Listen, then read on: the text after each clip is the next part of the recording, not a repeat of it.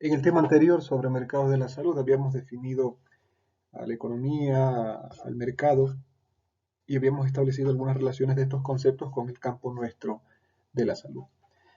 Habíamos también comentado que dentro de este gran mercado de la salud se pueden identificar varios mercados o submercados también como se le han llamado, son llamados, y uno de ellos es el mercado de medicamentos.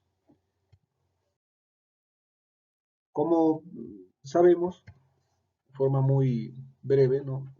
Entendemos la medicina como la ciencia y el arte de curar, y esta actividad ha estado históricamente acompañada quizás de sus principales armas para cumplir con su propósito, que son los medicamentos, es decir, con lo que curamos o lo que usamos para curar. De ahí que la importancia de estos medicamentos define también la importancia de estudiar este submercado de manera particular. El artículo que está entregado para el abordaje de este tema, el artículo del doctor Acurio, encierra varios conceptos que son importantes y que queremos que queden claros, pero también parte de una contextualización, primero de carácter internacional y luego también de carácter nacional sobre hechos importantes del mercado. Tenemos aquí un gráfico en el que podemos observar cómo a través de los años se ha mantenido una parte importantísima de la población mundial que no ha tenido acceso regular a medicamentos. Si al día de hoy estamos como alrededor de 8.000 millones de personas existiendo en este mundo, pues la tercera parte al día de hoy se mantiene sin acceso a medicamentos de forma regular, lo que claramente permite entender el enorme impacto de esto en la salud de esas poblaciones.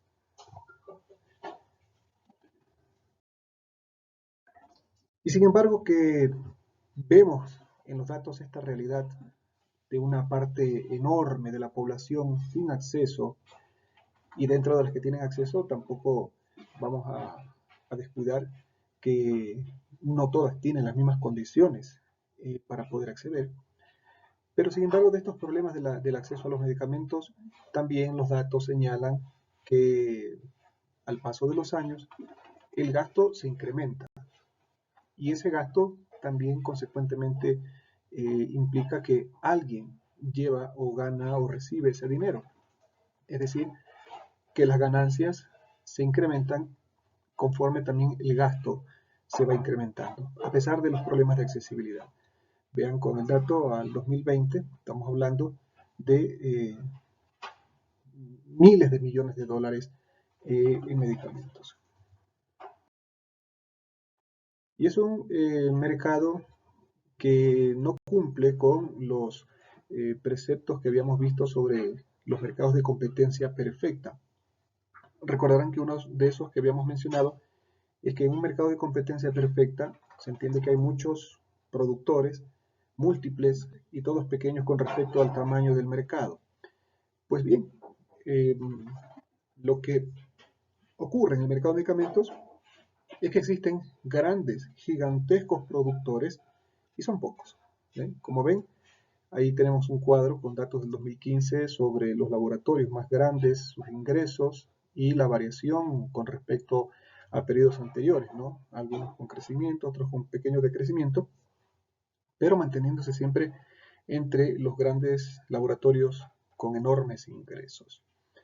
Esta condición les otorga gran poder e influencia en el mercado de medicamentos, de ahí que, otra vez, no se cumplen esta primera premisa de un mercado de competencia perfecta.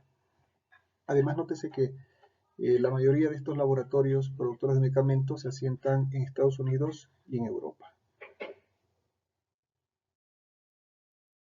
Algunos datos sobre lo que ocurre en el Ecuador, o al menos datos al año 2014, en donde vemos que el mercado es pequeño, ¿no? Es un mercado relativamente pequeño en el Ecuador por los montos que implica. La menor parte de los medicamentos se produce en el país y prácticamente toda la producción de medicamentos y todos los medicamentos que consumimos son producidos por el sector privado.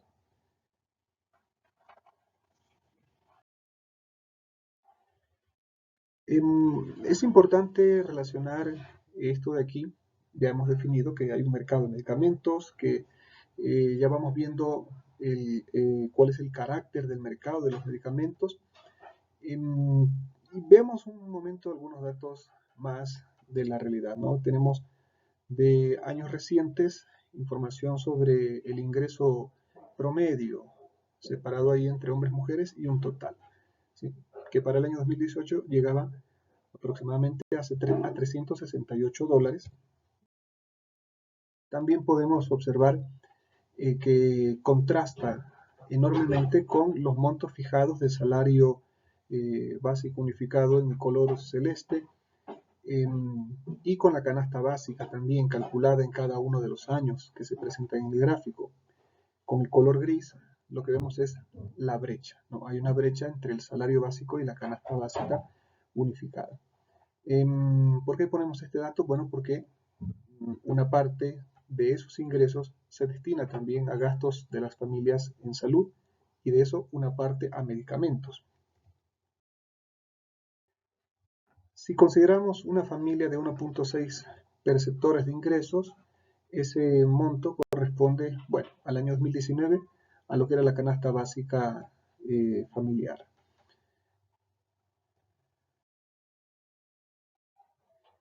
El gráfico nos presenta una distribución porcentual de los gastos que tiene en promedio una familia, ¿no? En primer lugar, por supuesto, están alimentos y bebidas, en segundo lugar, transporte y en tercer lugar, bienes y servicios diversos. Pero también se encuentran los gastos relacionados a salud, lo que implica varias cosas, ¿no? La realización de exámenes, el pago de una consulta, la compra propiamente de medicamentos, y vemos, varía un poco entre el área urbana y el área rural, pero están bastante cercanos. Es por tanto un rubro importante. Noten que el menor de todos es el de bebidas alcohólicas, tabaco y estupefacientes, pero está presente de manera constante en esta estructura de gasto. Eso es lo llamativo. Y la educación también tiene un porcentaje bajo dentro de los gastos que están aquí presentados. Hemos dicho que aproximadamente un 8% del gasto de la familia está dedicado a salud, pero veamos algunos de estos gráficos en donde podemos observar que de ese gasto, en el caso de Ecuador, ¿no? Con estos datos aquí presentados, eh, al menos un 40% de esos gastos en salud corresponden a medicamentos. Eh, Datos más recientes señalan que el gasto puede superar el 50%, es decir, más de la mitad de la plata que se gasta en relación a la salud de una familia está dedicada a medicamentos. De ahí la importancia y la relevancia de estos recursos eh, para el interés de las familias. También algo habíamos conversado en las primeras sesiones de trabajo que habíamos tenido en nuestra asignatura, cuando hablábamos del financiamiento, ¿no? De que el financiamiento del sistema de salud en el Ecuador tiene varias fuentes. Ahí estamos viendo representados con diferentes colores de dónde viene el financiamiento del sistema de la salud, y con una enorme diferencia se puede observar que el gasto de bolsillo es el principal fuente de financiamiento del sistema. Esto debe hacer reflexionar en tanto que no solamente basta con hablar en términos generales de si un gasto o de si el financiamiento del sistema es mayor o menor, sino de qué forma o de qué fuentes es de que sale ese financiamiento. Incrementar el gasto de bolsillo o reducir fuentes de financiamientos en el sector público implica trasladar el gasto al bolsillo, lo que también genera serias dificultades para el acceso, al menos a una parte importante de la población. Y bien, como hemos dicho, dentro del gasto de la salud, el gasto en medicamentos es un rubro importantísimo dentro de las familias. Vemos aquí algunos datos sobre farmacias, que es el lugar donde frecuentemente común de las personas busca, obtiene, compra o accede a medicamentos, vemos una primera tabla, ¿no?, sobre las mayores cadenas de farmacias que han ido creciendo al paso de los años, ¿no?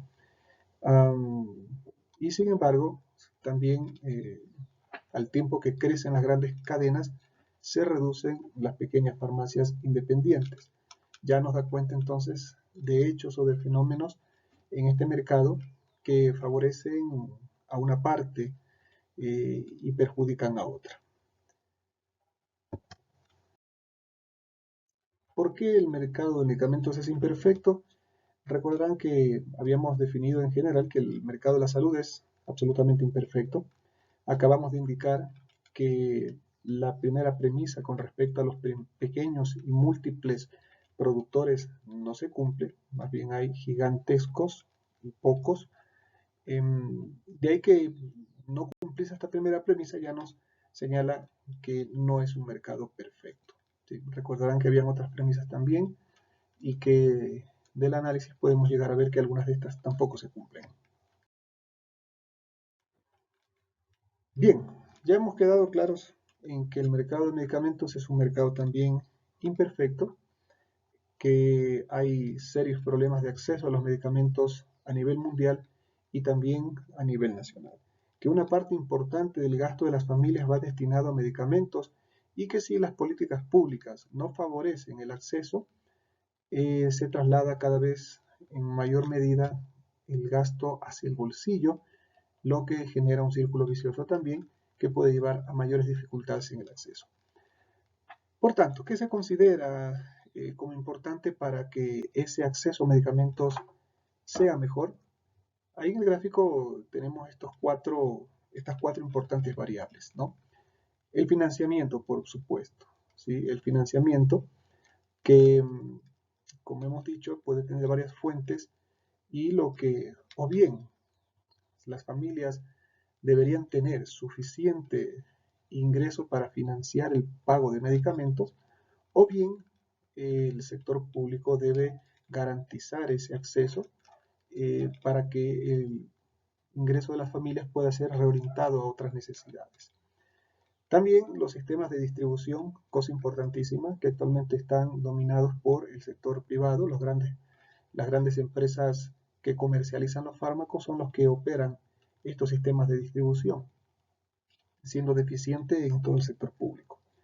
Por supuesto, los precios tienen que ser asequibles, precios que puedan permitir a la población acceder, y un uso racional. ¿Sí? El uso racional que, como veremos, está también dado por dos importantes condiciones. El existir una lista de medicamentos esenciales y la prescripción adecuada definen a esto que hemos llamado uso racional de medicamentos. Importante también para el acceso. Cuando hablamos de medicamentos esenciales, en el caso de Ecuador, esta se encuentra en un documento que es el cuadro básico cuadro de medicamentos básicos, cuya última versión es lo que vemos en pantalla. No está la portada de la 10ª revisión, que es el documento más reciente, y que en él se encuentran tanto medicamentos de carácter esenciales como medicamentos estratégicos, entendiéndose por los primeros, los esenciales, aquellos que responden a las necesidades de la salud de la población. No significa que solamente los que estén ahí en ese cuadro de medicamentos pueden estar presentes o pueden existir aquí dentro del país. No. También hay otros medicamentos que pueden estar ahí, pueden existir, pueden estar en el mercado, aunque no estén considerados dentro del cuadro básico. Pero esto tiene implicaciones, por ejemplo, en las compras que realiza el sector público. Ahí sí, las compras de medicamentos se rigen a lo que consta en el cuadro de medicamentos básicos. Y también están los estratégicos, que son fármacos que van a ser utilizados en el manejo de cierto grupo de enfermedades, ¿no? Enfermedades raras, huérfanas, catastróficas, están también considerados en este listado. Y por supuesto, la prescripción adecuada, que es la parte que le corresponde ya a los profesionales. Aquellos que están facultados para la prescripción de medicamentos tienen que hacer esta prescripción adecuada, por supuesto basándose en el buen criterio clínico, en el buen diagnóstico, en el uso de normas, protocolos, guías de práctica clínica que hagan que se utilicen los mejores fármacos, los más efectivos, los menos nocivos, en dosis adecuadas, por tiempos adecuados, eh, y que correspondan plenamente a la indicación médica. Aquí también debemos reflexionar sobre el rol que cumplen los grandes laboratorios que pueden influenciar en esa prescripción también de los profesionales, lo que podría eh, distorsionar también este componente del uso racional de medicamentos. Bueno, con respecto a esta pregunta, lo que vamos a mencionar son los medicamentos que responden a las necesidades de la salud de la población. Recordarán que cuando veíamos algo sobre las funciones esenciales de la salud pública, comentábamos que entre esas funciones está el análisis de la situación de salud a través de indicadores. Entonces, si sabemos qué es lo que más enferma, por qué más frecuentemente muere también personas de la población, podemos ir a determinar eh, cuáles son los medicamentos que se requieren para responder a esa necesidad de salud de la población, ¿no? Entonces ahí tenemos a los medicamentos esenciales. La imagen que tenemos en pantalla es una presentación de cómo se presenta el cuadro de medicamentos básicos. Como ven, cada producto está codificado, está definida la forma farmacéutica, la concentración, el nivel de prescripción y el nivel de atención en donde se puede utilizar cada uno de estos fármacos. Finalmente se señala la vía de administración, ¿no? En este caso lo que se ve ahí, oral o parenteral. Noten que algunos fármacos están definidos únicamente para ser utilizados a nivel hospitalario, como por ejemplo el omeprazol parenteral. Noten que ahí está marcado solo para el segundo y tercer nivel. No es un fármaco que está definido para uso en primer nivel. Esto es importante también. Bueno, en esta imagen tenemos, solamente queremos hacernos la idea, ¿no? Una parte importante de los países a nivel mundial cuentan con un listado de medicamentos esenciales. Algunos lo han implementado ya durante más tiempo, otros poco menos de tiempo, pero una parte importantísima de los países cuentan con estos listados de medicamentos, ¿no? Casi todos.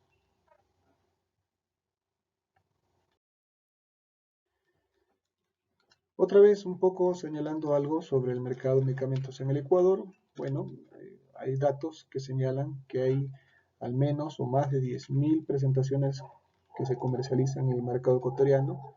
De estos, poco más de la mitad son medicamentos esenciales y estratégicos, y un poco por debajo de la mitad están medicamentos que no tienen este carácter, ¿no? Y ahí se señala como ejemplos vitaminas, cremas, champús, colirios. Tienen su utilidad, pero eh, no, no necesariamente son parte del arsenal con el cual los médicos podemos dar tratamiento a ciertos problemas. Nótese entonces que, como decíamos, ¿no? La existencia de un cuadro de medicamentos básicos no significa, al menos en las condiciones actuales del país, que no existan otros productos disponibles en el mercado. Bueno, hemos señalado que dentro del acceso a medicamentos, eh, una condición importante es el uso racional, algo hemos comentado sobre eso. Están también los precios que deben ser asequibles, y de ahí que la pregunta es pertinente, ¿no? ¿Cómo se generan los precios de los medicamentos? Bueno, en el contexto del mercado, se entendería que en principio los precios se determinarían por el juego de la oferta y la demanda, hasta alcanzar un punto de equilibrio que define un precio que es aceptado por la mayor parte de la población. Pero algunos fármacos que son producidos por los grandes laboratorios eh, también pueden otorgarle a estos laboratorios una exclusividad eh, en la producción, en la comercialización y en las ganancias que genera la venta de este medicamento, por lo que puede generar serias distorsiones al otorgar un enorme poder de mercado a estas empresas que pueden simplemente determinar el precio de los medicamentos. Esto es algo también que reafirma el carácter imperfecto del mercado de medicamentos. Una de las condiciones, recordarán que habíamos mencionado sobre los mercados perfectos, era que los productos son homogéneos, que no hay una diferenciación, pero en el caso de las medicinas, a pesar de, como se ve en la imagen, ¿no? Esto es un ejemplo, todos son simvastatina. Um, el producto, el principio activo es el mismo. Sin embargo, eh, hay una diferenciación, ¿no? Hay varios elementos de diferenciación que van más allá del principio activo, lo que también hace que no se cumpla este precepto que habíamos señalado del mercado perfecto, reafirmándose entonces que el mercado de medicamentos es un mercado imperfecto. 20 años dura esta patente que le da exclusividad al laboratorio para poder producir y comercializar su producto y las ganancias que esto le genere.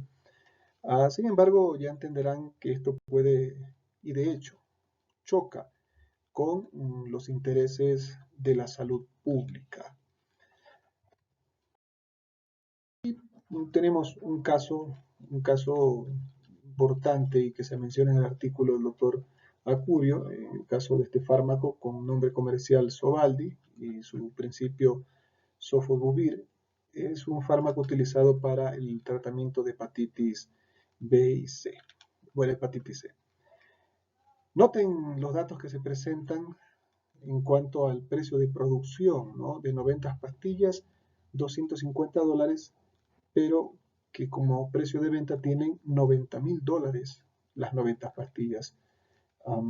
Impresionante, ¿no? La enorme diferencia entre la producción, el precio de producción y el de venta, que es lo que se suele argumentar eh, por parte de los laboratorios para justificar estas enormes diferencias de precios, los gastos relacionados a la investigación, al desarrollo, a la comercialización. ¿Sí? No solamente lo que cuesta en sí producir, bueno, es lo que suelen argumentarse para justificar estos precios. En el caso de este fármaco, hemos tomado aquí algunos datos de los precios con los que se vendían en algunas partes del mundo el mismo fármaco, las mismas 90 tabletas. Como ven, en Estados Unidos, según el reporte tomado, el tratamiento completo era $84.000. En España, en euros, 25.000, si bien hay una pequeña diferencia entre el euro y el dólar, pero esos 25.000 euros ni de lejos llegan a representar los $84.000 en Estados Unidos. En otras regiones en desarrollo el precio puede variar, pero se ubicaría aproximadamente en los $2.000.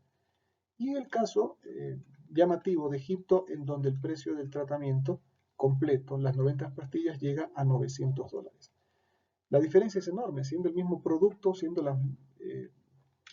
básicamente lo mismo, sí, en lugares distantes, el transporte también genera costos. Sin embargo, pues en su país de origen de producción es donde está más caro y en los lugares más lejanos cuesta poco menos. Estas son distorsiones que hacen, una vez más, y reafirman este carácter imperfecto del mercado de medicamentos. Hemos señalado que esta situación puede entrar en contradicción con los intereses de la salud pública y por eso cabe mencionarse un concepto importante que es el de las licencias obligatorias, que es un recurso que tienen los estados para poder ordenar la producción de medicamentos que son de interés de la salud pública, a pesar de que esté todavía este fármaco protegido por una patente. ¿Sí? Se imponen los intereses de salud de la población por sobre los intereses comerciales del laboratorio. En el artículo encontrarán una reseña del caso de Brasil en los años 90 con respecto a las licencias obligatorias concedidas para la producción de medicamentos antirretrovirales, que disminuyó enormemente los costos y mejoró enormemente también el acceso a la población que requería de estos fármacos. Aquí hay un cuadro sobre algunas licencias obligatorias que fueron concedidas en el Ecuador en el año 2014. ¿Sí? Vemos algunos fármacos, muchos de ellos antivirales también, ¿no? Además de antineoplásicos y también fármacos para el manejo de artritis reumatoidea. Entonces, si tenemos estas distorsiones en cuanto a los precios de medicamentos y que pueden dificultar o prácticamente hacer imposible el acceso a los medicamentos, en el caso del Ecuador, se dispone de norma que puede regular o que puede fijar precios, ¿no? Ahí vemos separados los tres regímenes que están definidos en el Ecuador para la fijación de precios. El régimen regulado, que es para medicamentos estratégicos registrados, para nuevos y únicos, en donde se define un techo del cual no se puede sobrepasar.